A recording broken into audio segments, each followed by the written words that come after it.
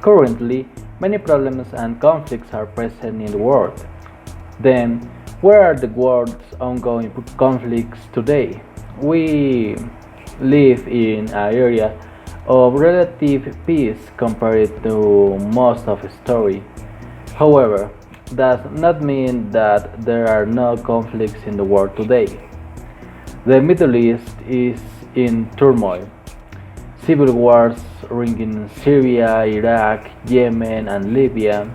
Hundreds of thousands of people were killed last year alone, and the number of children forced to fight as soldiers has doubled. Between these four conflicts, more than 20 million people have been displaced, and approximately 35 million are in daily need of humanitarian aid. This conflict involves a terrible situation. Finally, one of the main problems in the world is the pollution.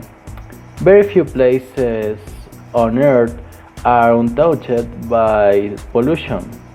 Chemical compounds manufactured by humans beings occur in the snow on the tops of the tallest mountain peaks and in the atmosphere beyond to the bottom of Earth's deepest abysmal ditches.